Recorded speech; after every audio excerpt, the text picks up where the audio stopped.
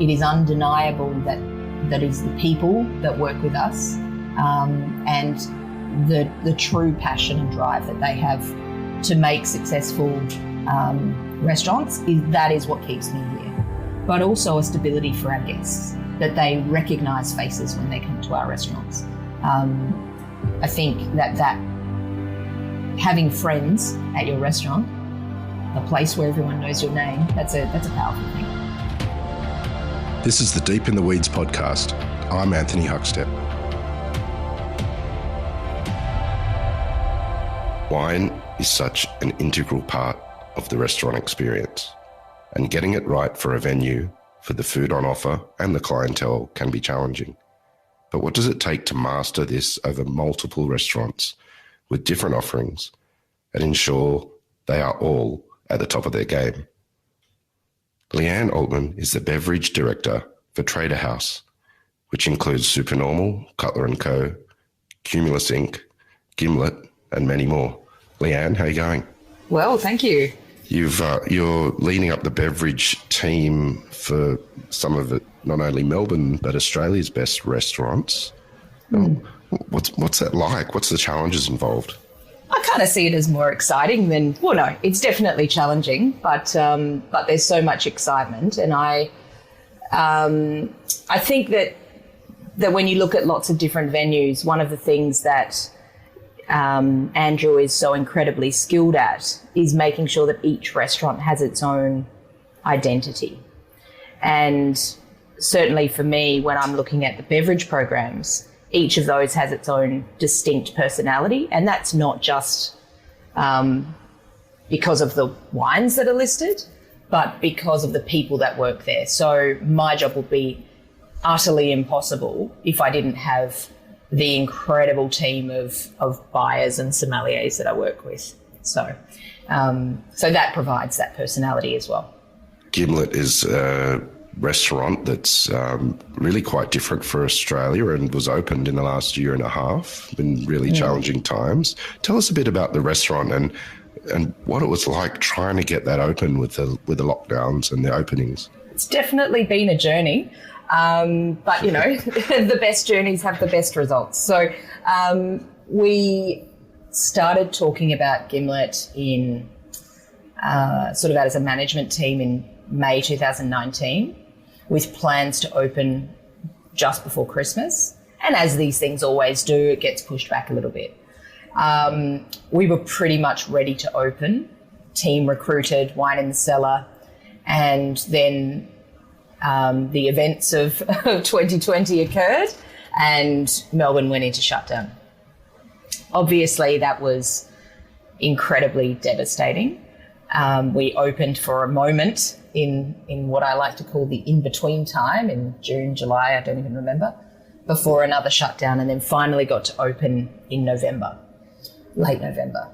So Gimlet is a very grand restaurant in appearance. It's an incredible space. It's an old building from the 1920s, and it really is such a beautiful room. And I think that grand atmosphere is definitely something that's very unique in Melbourne, and certainly gets remarked on by pretty much every guest that walks through the door. But I think that it's a really special place, even without all of the ups and downs that's been part of that opening. So hopefully it's resonated with people in the, 6, 7, 8, I keep saying 6 months, but it's much longer than that now, that we've been open. But we're still working on that personality. We've already got an amazing community of guests, and continuing to refine that every day. In March 2020, when the world sort of changed and there was a real uncertainty about restaurants, there was also a lot of talk about fine dining and whether people would want that anymore. What sort of impact did that sort of messaging and discussion have on the plans to open Gimlet? I don't think that what we offer at Gimlet has really been, I don't think the concept of what we offer has changed. Andrew has very clear vision and about all things, and certainly for Gimlet it's a real passion project for him. And I wouldn't necessarily describe Gimlet as fine dining. You can definitely have a fine dining experience, and the food is delicious, and hopefully there's lots of interest in the wine list, and certainly the service is great and the room is incredible. But it's also a place where you can just swing past and have a burger and a glass of wine that's not too expensive. You can come past and have a late night drink. So it always had that flexibility in the concept. I think in terms of COVID and shutdowns and things like that, we've seen both sides of that conversation, where people are maybe interested in classic, comforting experiences in a restaurant, but also quite the opposite, where, it's the 1920s all again, this like decadence and desire to have an experience that's not, spaghetti bolognese at home. So there's been a desire for that fine dining experience, for something that you can't replicate at home, that we've definitely experienced in our restaurants too. So I suppose it depends on what your experience of COVID was, and obviously it's impacted different people in different ways. But certainly we've seen best of both worlds, I think. Trader House has so many amazing restaurants. Tell us a bit about your role as beverage director and how you manage the different offerings for the different venues. I started working for Andrew a long time ago, 2009 it was. And I started at Cutler & Co. as a waiter. And eventually, over time, worked my way into the wine team, which is what I wanted to do. But when I started, they didn't have a role for wine, so I, started on the floor. That time working at Cutler & Co., and particularly the time working with Liam O'Brien, was really formative for me in understanding that restaurant and that site. And then I've kind of grown with Trader House. So I opened Supernormal, and then after a number of years at Supernormal, started taking on responsibility for different venues as we opened them. I only started in this role in 2017, and it is a role that we hadn't had before. But where each of the restaurants needs its own personality, we also need to benefit from the fact that we are a family of restaurants and make sure that we're not replicating the same work over and over again, and also consciously making decisions to be different. So it's really easy when a winemaker comes around and shows new releases.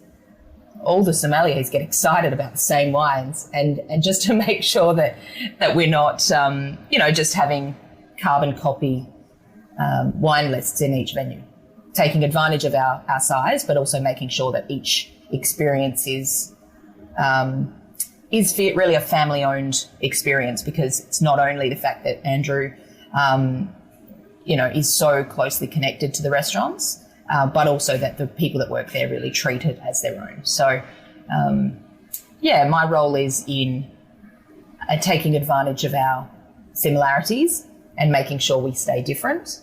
And I also work on a lot of new projects and different activations, different events that we take part in. Tell us about putting together a wine menu for one or two venues that are very different, and who's involved. Does Andrew and the head chefs also get involved in regards to what the beverage offering is that you're putting together? Absolutely.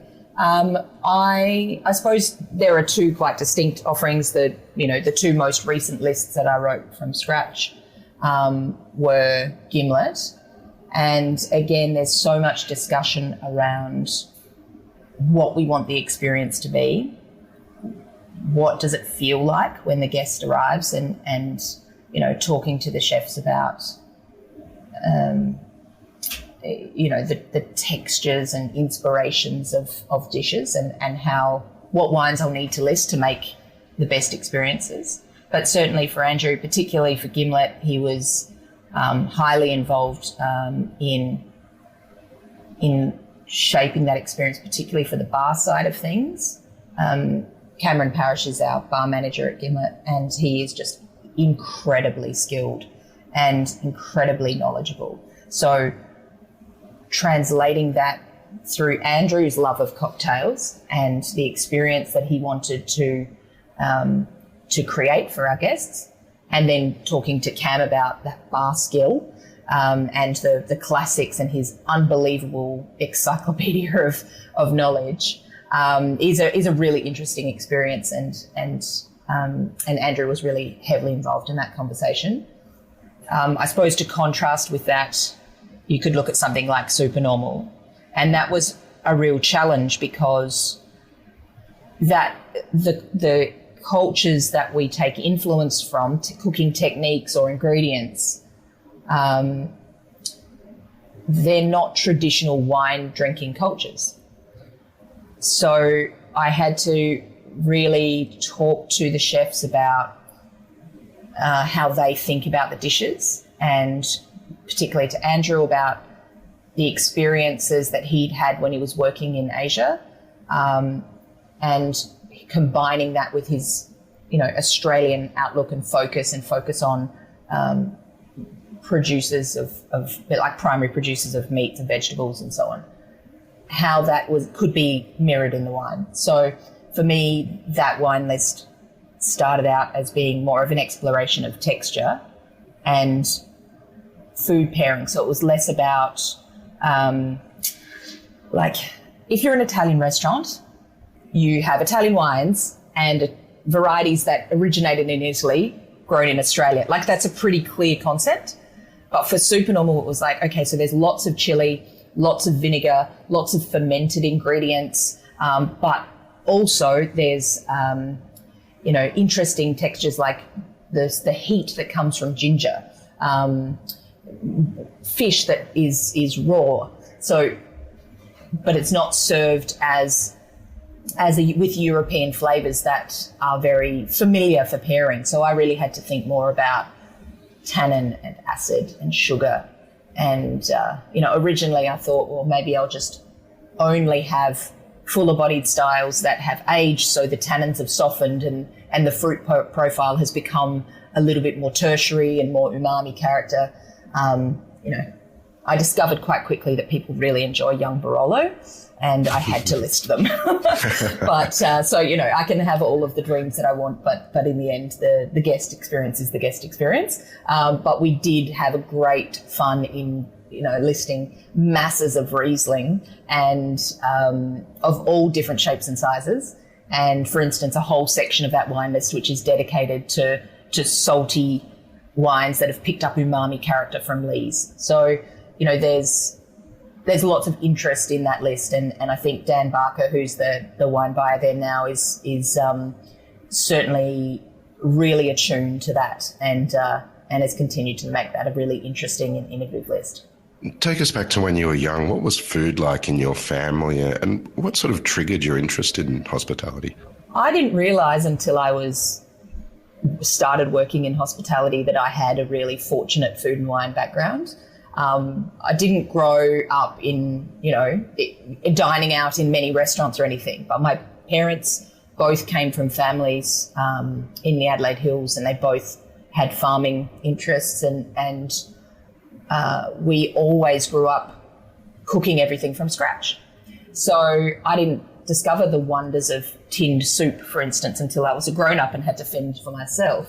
My mum is a really great cook, and she was always really interested in exploring other cultures and different cuisines in a way that I didn't realise my friends didn't, and we always had wine at the table. It might not have been particularly exciting wine, but it was wine, and I grew up in South Australia, so I suppose there's that, and in the southern part of Adelaide, so McLaren Vale was really, really close to where I grew up. I didn't realise until I started working in restaurants that people didn't know how to use they didn't know how to use a knife and fork or sit there. They weren't used to sitting at the table. So that was very funny. But I was used to going out into the garden and getting vegetables. Never being able to have fresh peas because my dad would just stand out there and eat them before they got to the kitchen. I now realise that was really fortunate, but I didn't realise it at the time. I then went and certainly my early times in hospitality were very much very similar to a lot of people I talked to, actually. Went to university, didn't know what I wanted to do, and really liked the place I was working on the side. So I dropped out of uni and decided to, see where this restaurant life would go. I never really had an end goal, to be perfectly honest. It was just taking up opportunities as they came to me, and I've certainly been very fortunate in the, I suppose, support and mentorship that I've received along the way. So I try to pay it back. This episode is proudly supported by Montague, handpicked for you. The things that we're really looking for in plums, first of all, they've got to be sweet. We're really looking for a full flavour explosion in our plums. Red flesh is critically important to us, higher in antioxidants, so all that good stuff. And then we're also looking to add a slightly firmer texture. So there's almost a little crunch. That's the real driver for us. For more information, go to montague.com.au. A part of what you've done is you went to the UK and worked with at Gordon Ramsay restaurant. Yes. Take us there. Do you have any memories of what it was like to work there? I absolutely loved it. It was incredibly enriching for me. I had, when I was 22 maybe, a friend of mine recommended that I enter a scholarship program called the Daniel Pontifex Scholarship, which I ended up winning, and it created some incredible sort of drive in me to learn more and about how big the world of restaurants could be and how big the world of wine could be. And as part of that scholarship program, I went to the UK and I did some stages over a month, and one of those was with the Gordon Ramsay group. So I spent some time when Gordon was still at Claridge's in the restaurant there, at Petrus when he still owned that, and one day at the Holy Grail, the 3-star in Royal Hospital Road.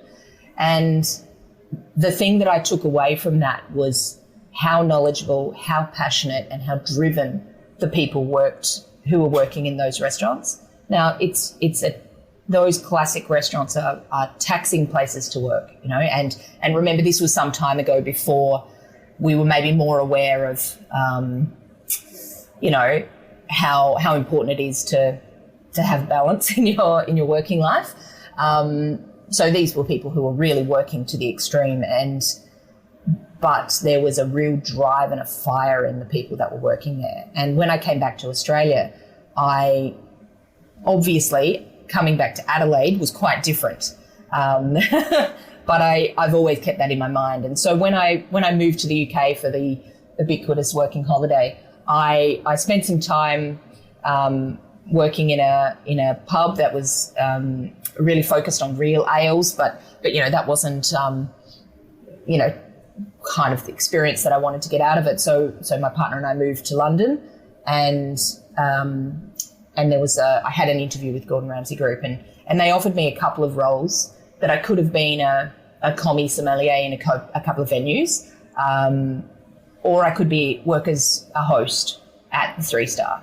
And I just thought, even though my journey was for wine, I decided that by then I wanted to be in that environment. And to be honest, it was incredible. And I wish I could have stayed longer, but visas are visas. And they wanted to sponsor me, but in the end, it was sort of serendipitous that we came back. But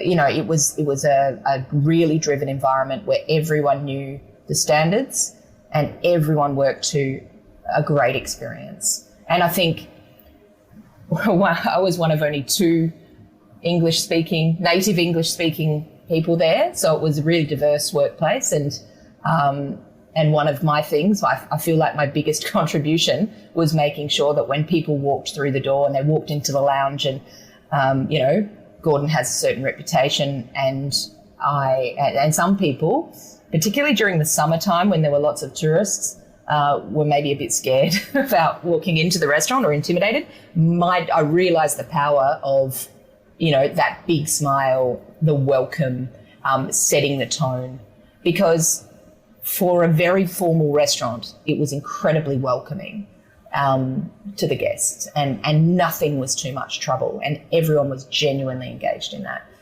Certainly the biggest hurdles were, the style of service is very foreign, that detailed service to what we had in Australia at that time, and I suppose it still is to an extent. But it was a wonderful way to learn, and I feel like I really had insight to the classics. I think the biggest lasting memory was working alongside Jean-Claude Breton, who is the director of the restaurant, the maitre d', and we all work with wonderful databases and memories of certain guests and where they like to sit and what they like to drink. But I have never seen someone who retained a lifetimes of knowledge about guests, their children's birthdays, what they like. In his head, it was astounding, and everything was about the guest, and I really looked at that as inspiring. You came back to Adelaide and got a job at the Manse restaurant, and that's when you started to really make a name for yourself in Australia. What was that period of time like for you, and what sort of triggered that? I was didn't really know what I wanted to do, and there weren't really roles in Adelaide as a sommelier per se, so I worked as the assistant manager there, and we won a few awards and as a successful restaurant, and it was really great to work with a few of the chefs there that were really innovative, like Lachlan Colwell, you might know, he's moved out to Tassie, he's a really great chef, so it was really pleasurable to work with him. But I suppose what I missed there was working really closely with wine, and I was really trying to learn more and develop. But in the end, I think Melbourne was probably inevitable, just that slightly bigger market. Adelaide's a really different place to work now. It's much more diverse and interesting. Once they opened up the small bar license, every time I go back, I honestly think maybe I wouldn't have left. But obviously it's lucky I did, because I got a pretty great job. Well, education is a real key feature of your career, both all of the things, certificates and also accolades that you've received. It's a list that's far too long to mention here.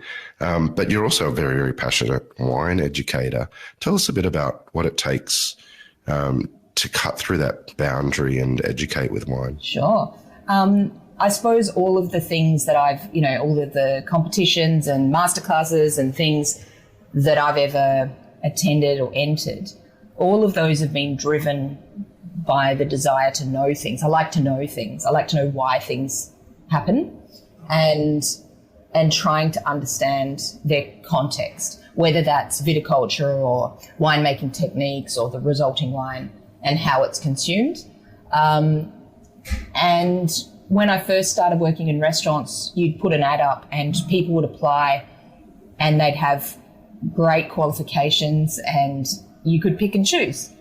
And that's not the case anymore for whatever reason. I'm sure that's a very large conversation about why that is. So I realised pretty quickly that the things that I liked about being a sommelier, sharing experiences and enhancing people's understanding of the food with the appropriate wine, was also applicable to education. And I suppose sharing those things and helping people to feel, empowered on the floor, empowered with knowledge, is a really important thing for young waiters, any waiters. So so for me, education is really motivating factor, and it's a part of my job I really love. I always ran lots of little training sessions, and they started to become more and more structured with more, designated outcomes and how would I achieve things, and would they have financial impact, or would they have impact in staff development and guest experience. But what I realised is that when we hired people, they didn't come to us with that existing knowledge. They didn't always know that Chardonnay was a white grape. They didn't know how to open a bottle of sparkling wine. So I became a Wine and Spirit Education Trust educator. So I'd finished the diploma a couple of years before when I was still at Cutler & Co.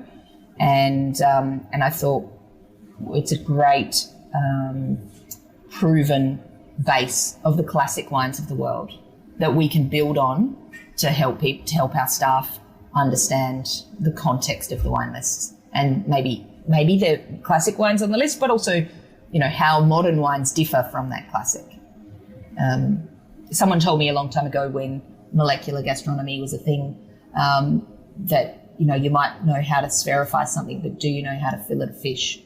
And I think that about wine as well. If you might understand the best and brightest of Australian wine and how innovative and exciting it is, but if you don't understand what some of those winemakers are reacting against or what they're trying to achieve, you don't understand them fully.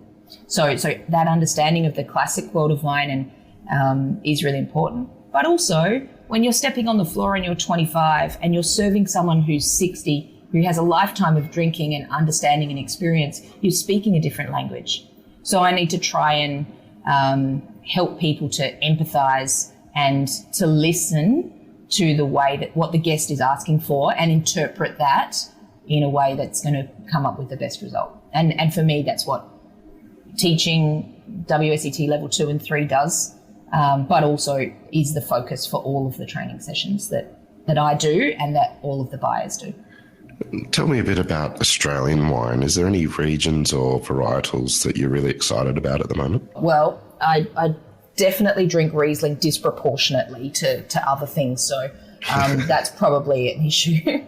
But McLaren Vale was my region growing up. That was certainly where what I had the most familiarity with and understanding of.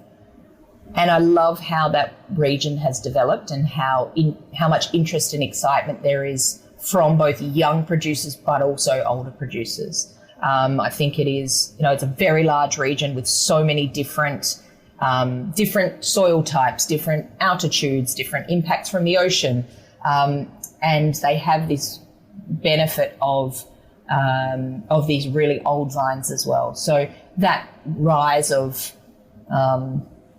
Grenache in particular. I mean, you look at people like Steve Pannell or Pete at Yangara Estate, and they're really looking at producing world-class Grenache. But then there's those younger, innovative producers making interpretations of classics, like the guys at Ministry of Clouds. Or you could look to the people really pushing boundaries and trying to interpret varieties in different ways, like the team at Inkwell, or Brash Higgins is a classic, and then finally those big names who are exploring, famous names with lots of legacy, who are exploring new varieties and how they might better understand a place. So Coriol and their use of, exciting white grapes. Who would have thought McLaren Vale could be an exciting white wine region? I just remember really big, rich Chardonnay growing up. But, Pickpool and new wave varieties that loved a Mediterranean climate. So I think McLaren Vale's great. I'm super interested in how dynamic Great Southern is and all of those different sub-regions. And it really seems to be a hotbed for creativity and quality focus. It reminds me a little bit of Central Otago. I wonder if that isolation and the fact that if you live there, you choose to live there. You don't just kind of end up there. You you want to live on the other side of the earth. It is so far away, and the wines are so good and so dynamic.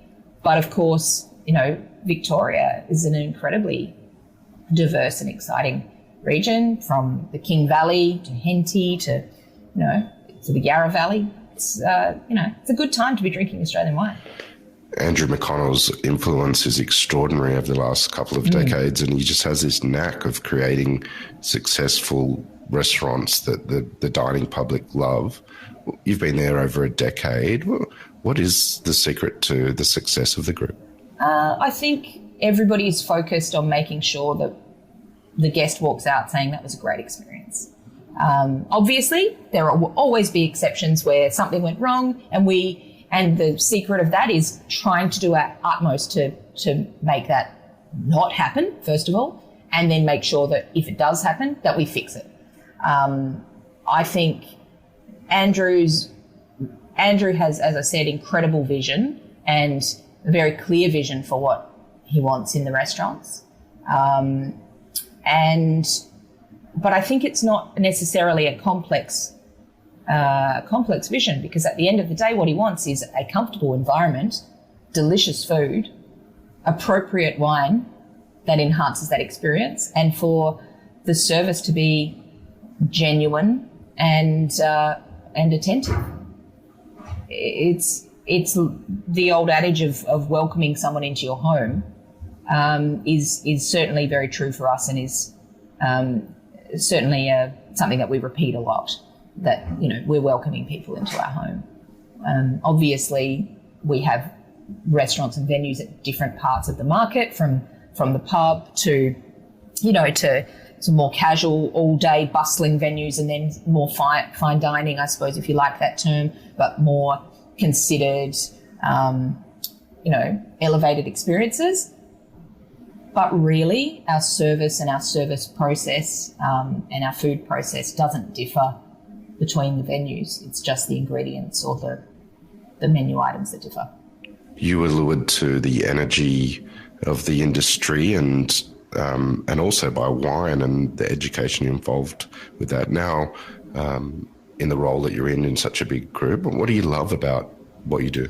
I absolutely love walking behind someone during service and hearing them explain to a colleague that Chianti Classico comes from the elevated vineyards at the centre in the traditional heart of the appellation. And I remember that 6 months ago, they didn't know that Chianti was a place and not a variety.